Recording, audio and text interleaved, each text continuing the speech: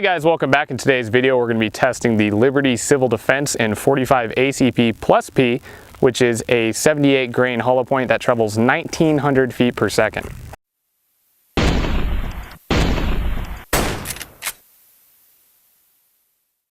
Those opening shots were taken with the Springfield 1911 A1. The rounds are hitting the steel very hard. As you can tell, they're traveling 1900 feet per second, which is incredibly fast for a 45 ACP, and that's because the round is so light. It's a 78 grain hollow point.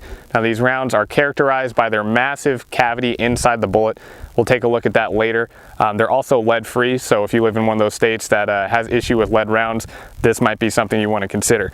Now you can't tell from that distance, but we're going to zoom in here. The target was painted completely white before we started firing, and not only do we have these three major markings here, but the entire steel is peppered with black marks. I'm not sure if that's from shrapnel after the bullets hit the steel or if that's from unburnt powder coming out of that barrel extremely fast.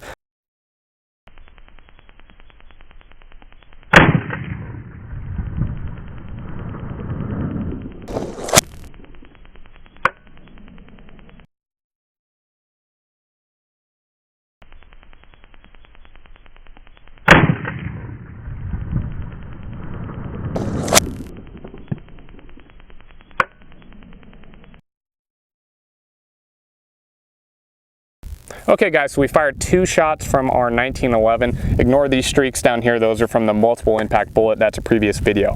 So our first shot came in a little bit high, had a very good entrance cavity. At the 2-inch mark, we start to see fragmentation out until the 3-inch mark. That's that starburst fragmentation that the Liberty's known to do. We had very uniform and perfect expansion, pieces of jacket ripped off. They each look uniform and the same as the others. They reached out and created a 5-inch cone of destruction here, and that base of the round continued through the gel. Now we did see kind of an interesting result. The base actually went vertically and reached out to the 10-inch mark here where you see that leftover piece of the multiple impact bullet and exited the top of the block. So we wanted to fire a second shot to see if that was an outlier, but we got similar results with the second shot. Another high round placement. At the 2-inch mark, we see expansion just as we did with the first round.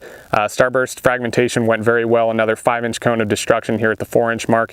And then since that 4-inch mark, that core just dove straight down.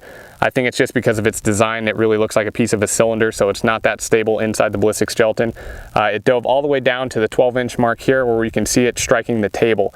That's a very interesting result. Overall, this is a little bit stronger than the 9mm. As you can tell, the permanent damage is a little bit more substantial, but we do not have a predictable flight path of that core of the bullet. With that 9mm, we saw the fragmentation, and that base just continued straight through the gel. It only reached out to about the 11.5-inch mark, but it was predictable, which is something you want to look for in a defensive round. Thanks for watching today, guys. I hope you enjoyed the video. If you did, please subscribe and share these videos. It really helps us out. I'll see you next time.